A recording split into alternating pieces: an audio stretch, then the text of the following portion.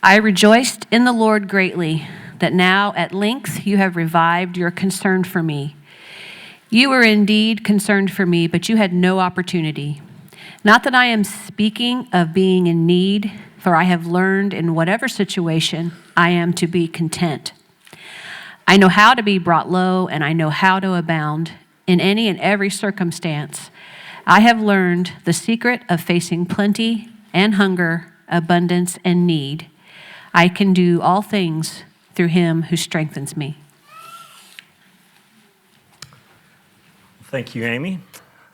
Well, this morning, as Amy just read, we're going to continue our sermon series in the book of Philippians. Took a week off last week for Easter as we were in Psalm 16, but this morning we're going to pick up and finish our sermon series in Philippians. We have 2 weeks left, and so I'm going to cover verses 10 through 13 here this morning, and then next week we're going to conclude the rest of the verses in Philippians chapter 4, and we will be done with our sermon series in Philippians. And then the week after that, so I believe if my calendar is correct, that will be May the 8th.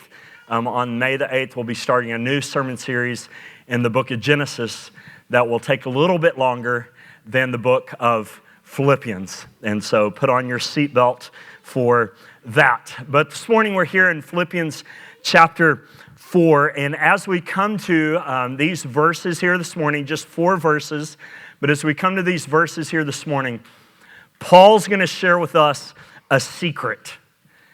Now I remember being a kid and other kids coming up to me and asking, hey, you want to hear a secret? And I'm like on the edge of my seat, all excited, like this is cool inside information that nobody else knows, that they're going to disclose to me this amazing secret. And I wanted to hear it, like, yeah, I want to hear it. Yeah, I want to know your secret. Well, that's what Paul's going to share with us. That's what Paul has for us this morning. He's going to share with us a secret. And so just think about that word secret. This is something, he's going to share with us something that not a lot of people know. He's going to share with us something that a lot of people haven't heard. That's why he calls it a secret. But this secret that he's going to share with us is like really, really important. Like it's really, really relevant. Like every single person in this room needs to hear and to know what this secret is. Like this secret that Paul has for us, it's not like the secret that my friend Brad told me in 5th grade. I remember him coming up to me between I don't know what periods exactly and telling me that he had a secret. And I was like, yeah, what's your secret? And his secret was this. Okay, don't tell anybody. Okay, please, don't tell anybody. He had a package of Skittles in his locker. Like, for a 5th grader, like, that's awesome. But as awesome as that was for a 5th grader, the secret that Paul has for us, here in this passage, it's a lot more awesome than a package of Skittles in Brad's locker. Instead, this secret that Paul has for us, this isn't like hyperbole. This secret that Paul has for us, it's like life-changing. That no matter where you find yourself at this morning, I guarantee you need to know, you need to hear this secret. Because the secret that Paul has for us within these verses this morning, it's the secret of how to be content. Hear that. It's the secret of how to be content. And like that's a secret. I guarantee you that every single person in this room needs to hear this morning, because I don't know about you, but it's not easy to be content. Like it's a whole lot easier to be discontent. Like think about it. All you have to do is spend like 5 seconds scrolling through Facebook, scrolling through Instagram for like 5 or 10 seconds and be able to see your friends smiling and enjoying life and posting just how awesome and perfect their life is for you to feel really discontent with yours. Or all it takes is for you to go inside somebody else's house or somebody else's car that's a whole lot nicer than yours for you to feel really discontent with yours. Like it's easy to be discontent with our lives, be discontent with the job we have, be discontent in the marriage that we're in, to be discontent in our singleness, to be discontent with our children, to be discontent with the church that you're involved in, to be discontent with just your station in life and the circumstances of life that you find yourself in. You wish that you were doing something bigger and better and involved in something more satisfying and more fulfilling. And because of that, you're discontent with where you find yourself at this point in your life. Like, it's easy to be discontent. I would say most everyone is discontent in some way, shape, or form. And so then Paul's secret here is something we all need to hear this morning. It's the secret of how to be content. So what we're going to see within our passage this morning, he's going to share with us just three truths about contentment. In verses 10 through 11, he's going to explain or show us the meaning of contentment. In verse 12, he's going to show us and describe the scope of contentment. And then in verse 13, he's finally going to get to and share with us this secret that he has, this secret of contentment. And so that's where we're headed this morning. The meaning of contentment, the scope of contentment, then finally the secret of contentment. So let's start with the meaning of contentment. We see this in verse 10 and also in verse 11. Before we look at the meaning, though, in verses 10 through 13 of contentment, it's important to remember the context here and what we've seen up to this point. And so if you remember here in chapter 4, in verse 1 in particular, Paul exhorted the Philippians in chapter 4, verse 1, to stand firm. And if you remember within the context there, that's a reference to standing firm against the temptations of worldliness and standing firm against the persecution and opposition that they're facing because of their faith in Jesus. And so that was the exhortation he gave in verse 1. In verses 2 through 9 then, when Jared preached a couple weeks ago, Paul gives in those verses 6 examples or 6 ways for how we are to stand firm against the temptation of worldliness and how we're to stand firm against the persecution and opposition that we face for our faith in Jesus. And he describes those 6 different ways. We're not going to rehash those in verses 2 through 9. Starting in verse 10 then, what Paul's going to do is he's going to transition now to the final conclusion of his letter. And he begins to conclude his letter with these words in verse 10. Look there with me. He tells the Philippian church, he tells them, I rejoiced in the Lord greatly, that now at length, that's how the ESV translates that. That could also be translated as the words at last instead of at length. At last, you have revived your concern for me. You were indeed concerned for me, but you had no opportunity. So again, remember the background or the context here. For 12 years, the church at Philippi, they financially supported Paul on his missionary journeys.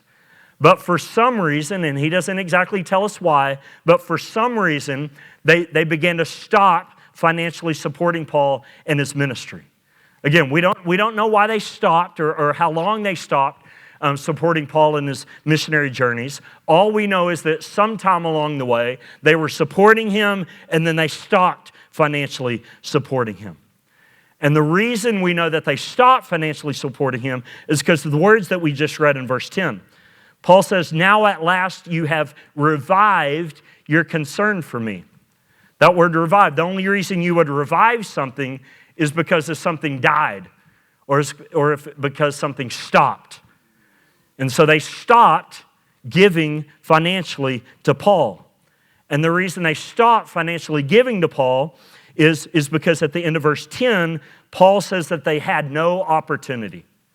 They had no opportunity, which could mean a few different things.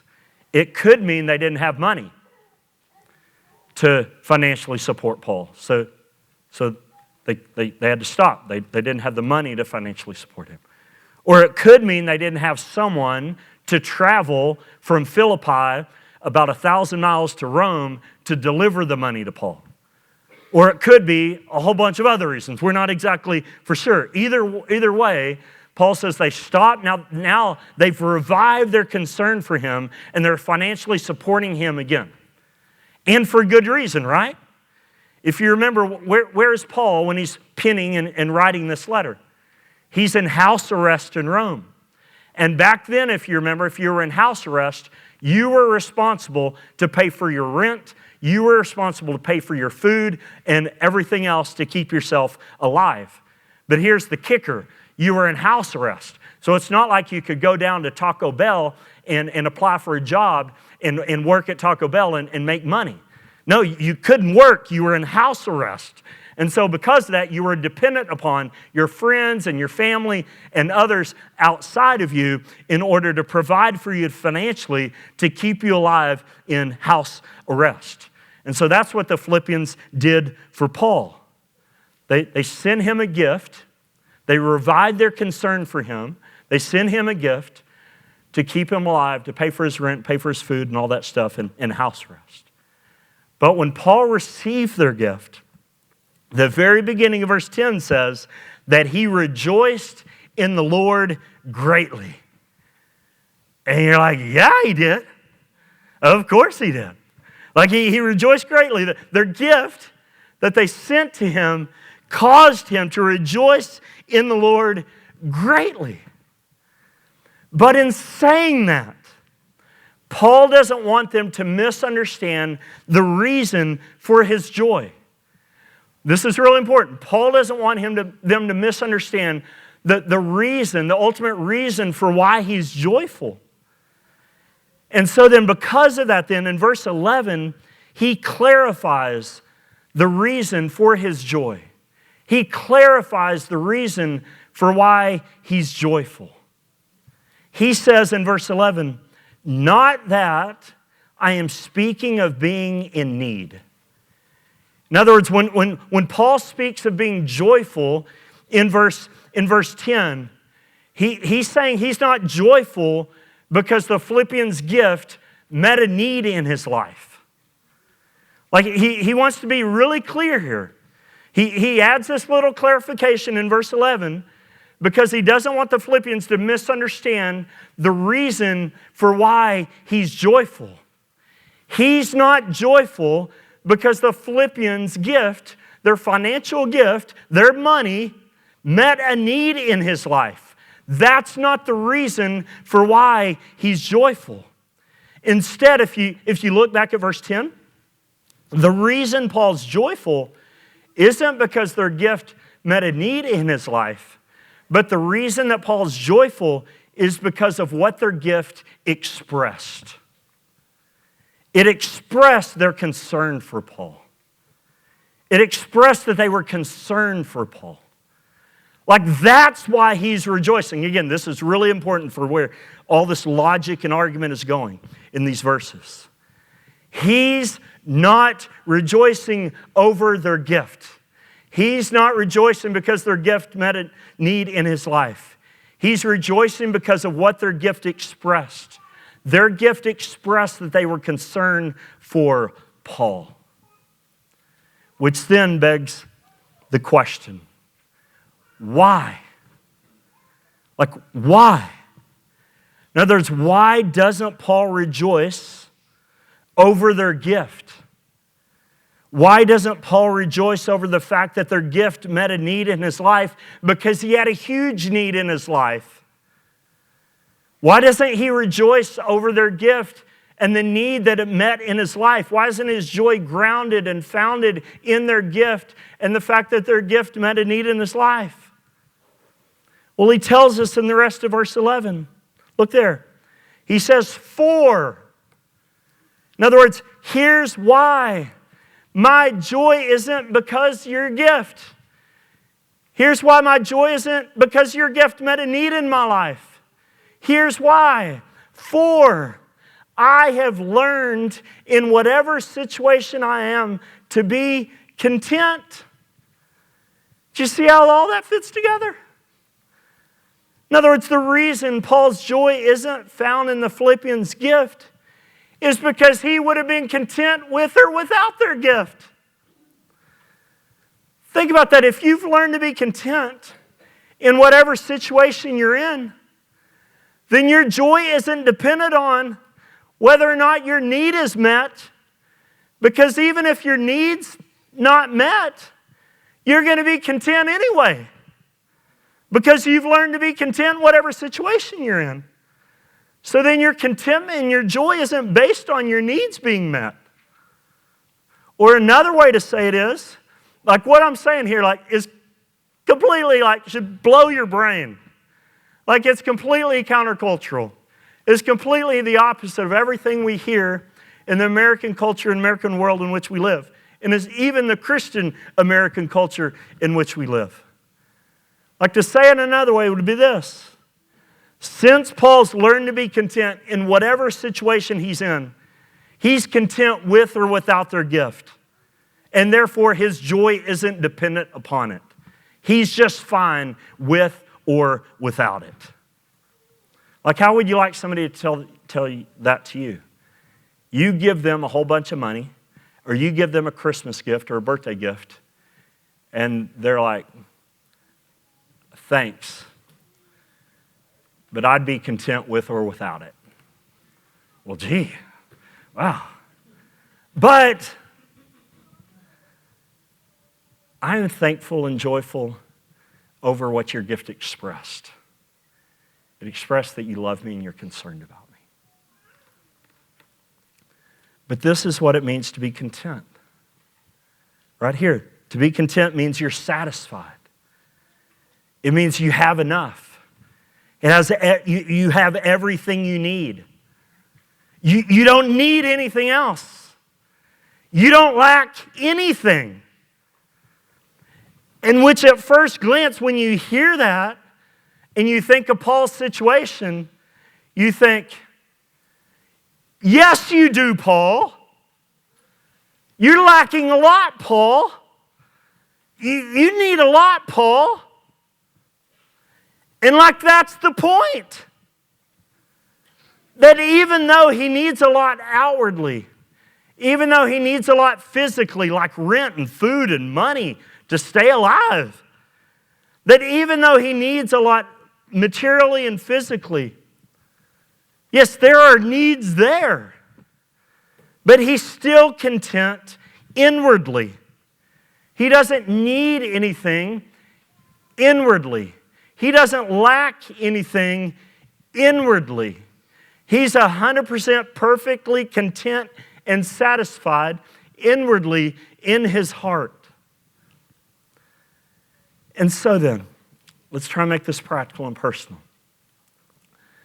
If there's anybody here, and if you have an unfulfilling job that you hate and that you don't like, being content means that you don't need another job in order to be okay.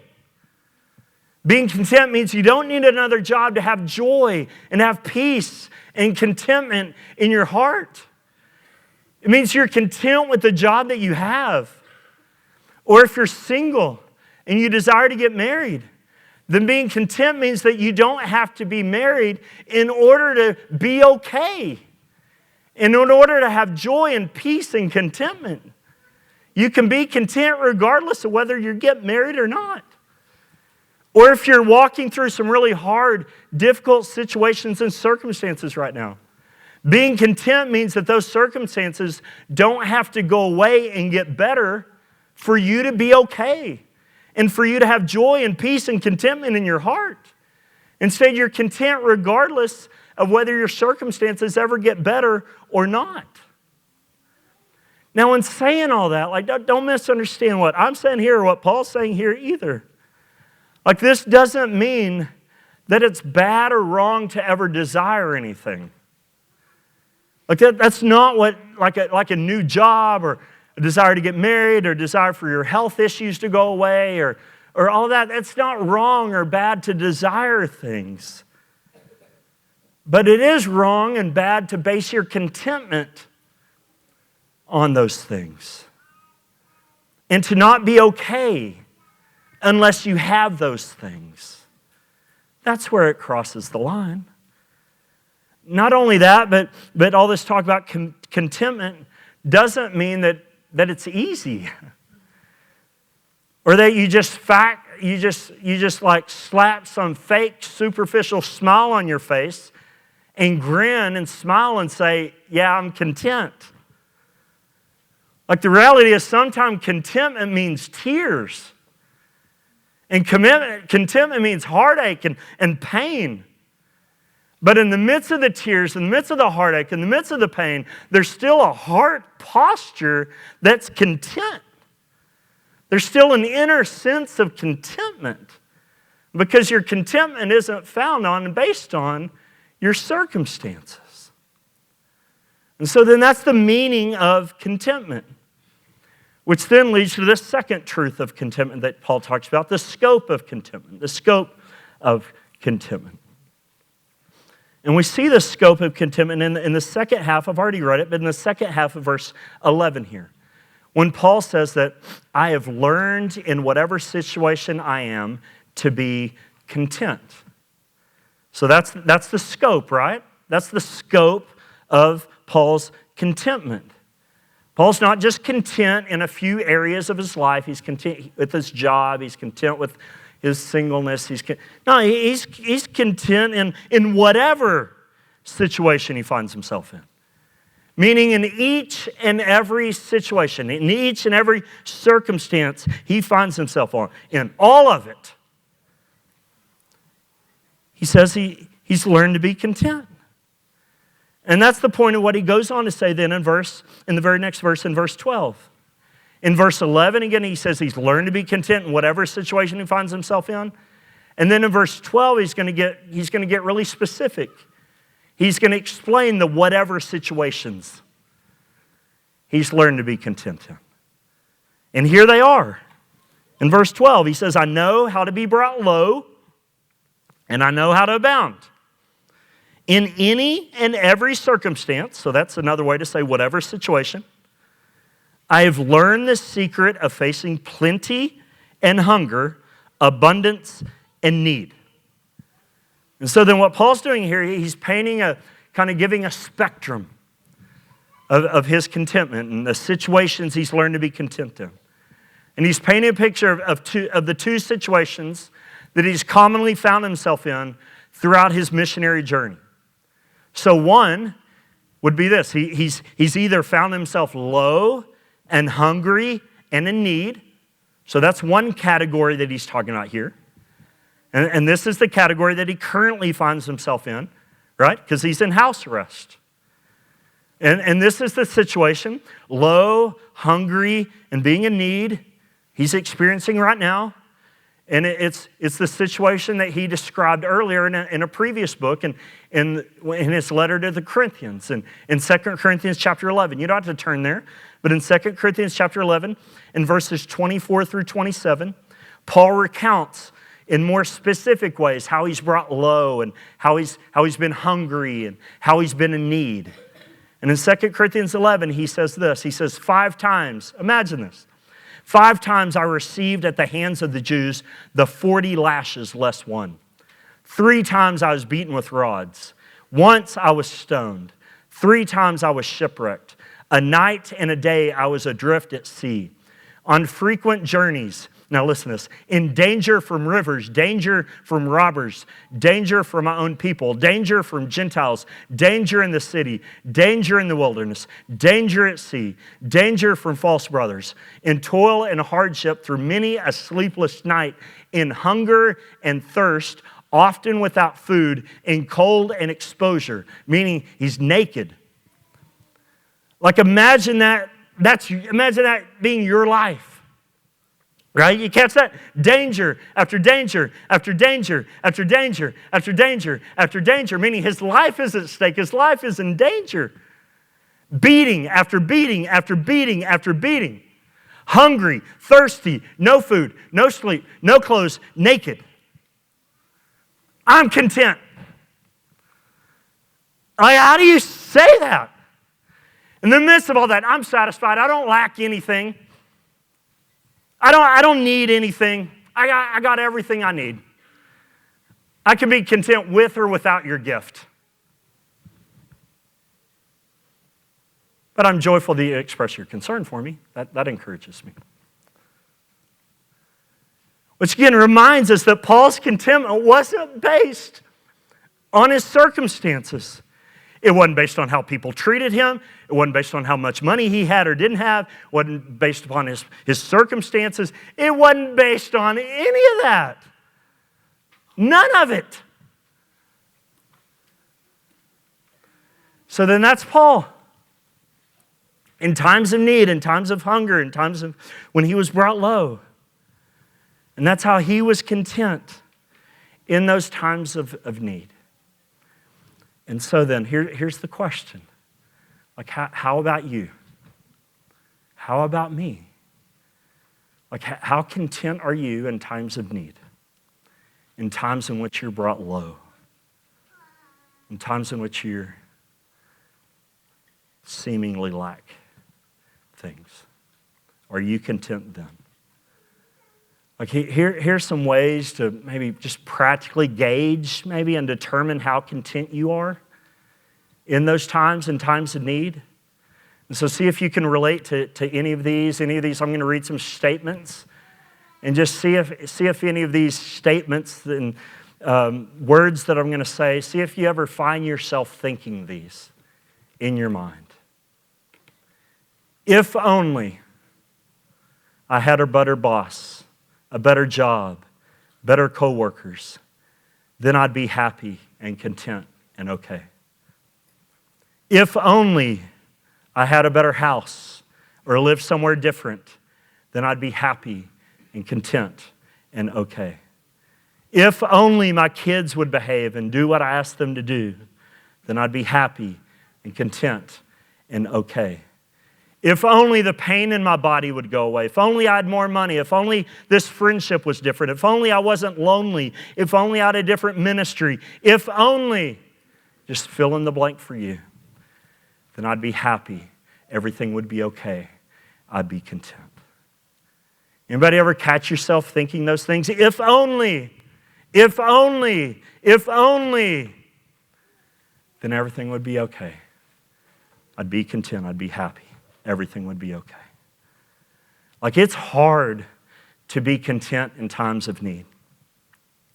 But it's probably even harder to be content in times of plenty. But Paul was content even during those times, right? Did you notice that in verse 12? He says he was content not only in times of need, he also says he was content in times of plenty, in times of abundance, in times when he abounded. Like think about that. When our needs are met, our circumstances are going really good, when we're really taken care of, life's going good. And sometimes it's in those times that it's harder to remain content than in times of need and times of difficulty. And the reason I say that is because when things are going well, when we're abounding, when we have plenty, then it's easy for us to deceive ourselves, right? It's easy for us to kind of be fooled into thinking that we're content. But the reality is our contentment, we're not really content. We feel content, but the reality is we feel content because we're finding our contentment in how good things are going and how well things are going and how much we have. And so our contentment, we're not really content. It just feels like we are, but our contentment is really found on all the pleasant, good circumstances that are abounding among us. And so then when you have plenty, it's hard to know, am I really content? Or am I just content in all this stuff that I have and how good things are going? Well, a good question to ask to kind of evaluate, like, am I content? Or is it just my stuff and the goodness and of my circumstances. A good question to ask to kind of discern that would be this. If this were taken away from me, then would I still be content? Like if my job, my spouse, my ministry, my health, my friendships, this dream that I have that finally fulfilled, if that was taken away from me, if I lost it somehow, if it just was gone one day, then would I still say I was content? Would I still say I wasn't lacking anything? Could I still say that I was satisfied? Or another way to ask that same question would be, how do I respond when these things are threatened? When these things are threatened? Like in those times, do I remain content and at peace and satisfied? Or when they're threatened and I could potentially lose it, then do I wig out? Do I freak out? Do I get all upset and anxious and fearful and insecure and all those sorts of things? Like that's a good way to determine how content you are in times of plenty and abundance. And if you're really content, or if you're just content in the things that you have and how well things are going in the good circumstances. So that's the meaning of contentment. That's the scope of contentment, which finally leads us to the whole point and purpose for why we're digging into these verses, which is the secret of contentment. The secret of contentment. Like when Paul says here that he's learned the secret, or he's learned to be content in all situations. Think about that, right? Again, good situations, bad situations, times of plenty and times of need. In any and every circumstance, he's learned to be content. That begs this question. How, Paul? How can you say that? How do you do that? Or personalize that? How do we remain content and live with contentment in whatever, in each and every situation and circumstance we find ourselves in? Times of plenty, times of need, times of abundance, times of hunger, times in which circumstances are going good, times when circumstances are going bad. How can we live content in any and every circumstance in which we find ourselves? Well, here's how. Paul tells us in verse 11 and verse 12. Look there with me.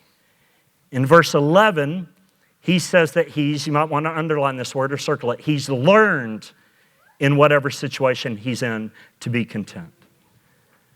Like that's encouraging a little bit, right? What that means is that contentment isn't just something we're born with. It's not just the baby comes out and is content. And all the new moms will be like, yeah, that's definitely not the case. The baby comes out and the baby's discontent, right? We planned that right there, right? A lot of crying, a lot of, that's a discontent babies, right? And so he mentions, so contentment, right? This whole idea of contentment, it's something we're not just automatically born with. It doesn't just come with us. We just aren't content by default. Instead, contentment is something we have to learn. We have to learn it. And he mentions this again in verse 12. In verse 12, he says, I know how to be brought low. I know how to abound. And in every circumstance, here it comes again, I have learned the secret of facing plenty and hunger, abundance, and need. So then this is how he's learned to be content. He's learned to be content because he's learned a secret. And this secret that he's learned has helped him and enabled him then to be content. So we're like, okay, Paul, we're all ears. What's the secret? Because we're, I don't know about you, but I'm not the most content person in the world. I need to hear the secret. What's your secret, Paul, to being content? Well, he tells us in verse 13. Here's Paul's secret of contentment. I can do all things through him who strengthens me. That's the secret. That's the secret that Paul learned for remaining content in whatever situation he finds himself in. He learned the secret that he can do all things through Christ who strengthens him. That's the secret he learned. And because of that secret, that secret that he's learned has enabled him now to be content, to remain content in any and every circumstance he faces, in any and every circumstance he experiences in his life. He's able to remain content because he knows and he trusts and he believes that he can do all things through him who strengthens him.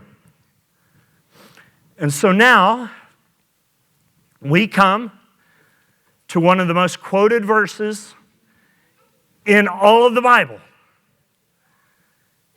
And we come to one of the most abused verses in all of the Bible. A verse that's taken out of context, maybe more than any other verse in all of the Bible, in which people try and make it say something that God never intended for it to say. And so then before we take a look at what this verse means within context, and I hope you're able to kind of see it already, let's first talk about what this verse doesn't mean. This verse doesn't mean that Jesus will give you the strength to accomplish whatever you set out to do in your life. Let me repeat that again. This verse does not mean that Jesus will give you the power and the strength to accomplish whatever you set out to do and whatever you put your mind to do in this life. That is not what that verse means. So then I'm not going to dog and throw anybody under the bus. Tim Tebow. But you'll often see athletes like wearing Philippians 4:13 in their eye black, or wearing it on their shoe, or quoting this verse as if Jesus is going to give them the strength they need to hit a home run, or score a touchdown, or win the game. Or sometimes you'll hear people quoting these verses in regards to some sort of exercise or some sort of fitness goal. I can bench 400 pounds through Christ who gives me strength. I can lose 100 pounds through Christ who gives me strength. Or sometimes you'll hear students, sorry students, but sometimes you'll hear students quoting this verse before taking a test. I can do all things, meaning I can make an A through Christ who gives me strength. And so then this is how this verse is normally used. It's normally used in reference to Jesus giving us strength, giving us power, the power we need to accomplish something or to be victorious in something, to pass a test, to hit a home run, to make straight A's, to lose weight, to do well in a job interview, or whatever else. Unfortunately, that's not what this verse means. That's not what Paul is saying here.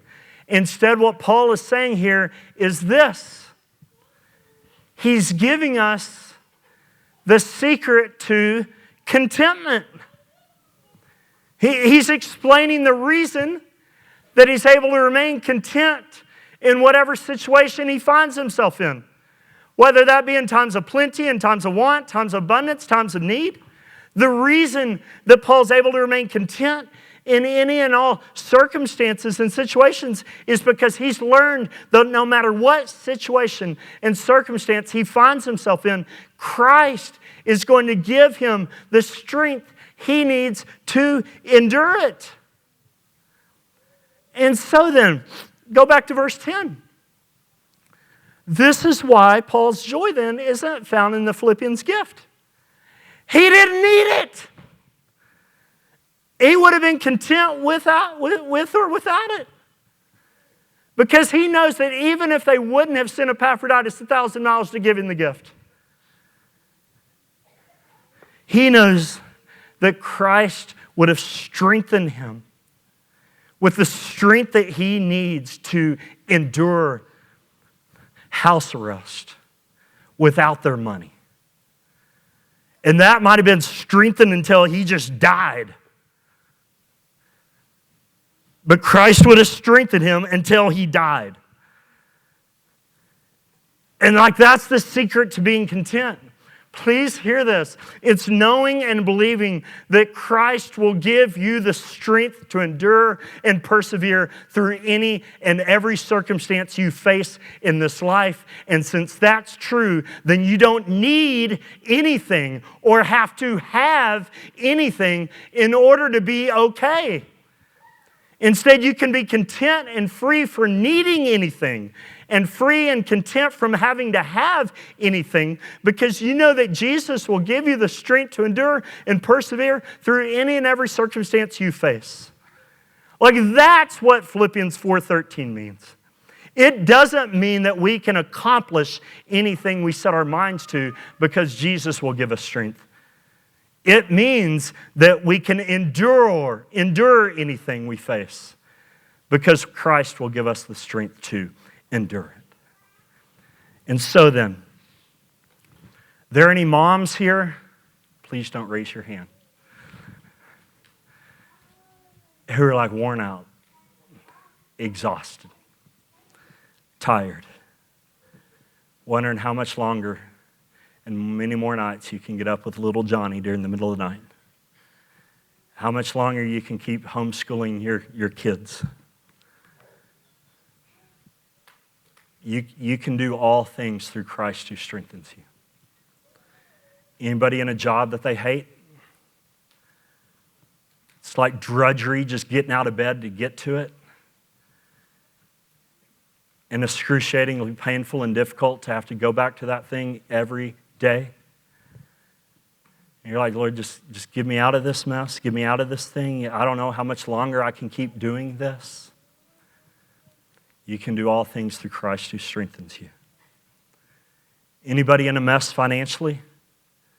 You wonder, how in the world are we going to make it? How are we going to get through this month? I don't know how I'm going to get through the rest of April. You can do all things through Christ who gives you strength. Anybody single? You desire to get married? And you wonder how much longer, how many more years can you be single? You can do all things through Christ who gives you strength. Anybody in physical pain? Just ongoing physical pain or some sort of other health issue that's just nagging, that's just hard, and you wonder, how much longer can I keep doing this? How much longer can I keep living with this pain and this health issue? You can do all things through Christ who gives you strength. That's the secret to contentment. The secret is believing and trusting that 2,000 years ago, the Son of God came to this earth, was born and lived. And he lived until he was crucified and killed on a cross. And he didn't die on a cross as some unwilling victim. Instead, he willingly went to a cross and died as the substitute for all those who would place their faith and their trust in him. He died in our place to take the judgment and the punishment that we deserve for our sins against an infinitely holy God. But he didn't stay dead. Instead, 3 days later, he rose back from the dead, conquering sin and death. And then 40 days after that, he ascended to heaven. And he sat down at the right hand of God, the Father Almighty. And that's where he is right now. That's where he is right now today.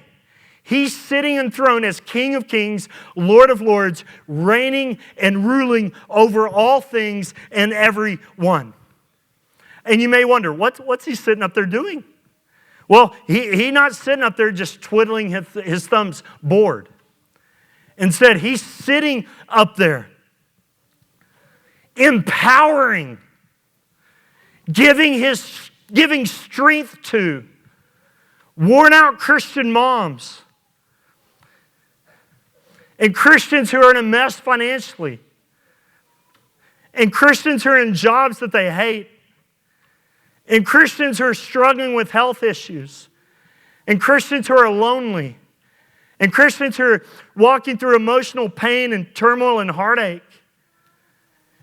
He's giving, He's empowering, He's strengthening Christians with the strength we need to persevere and endure any and every circumstance we find ourselves in.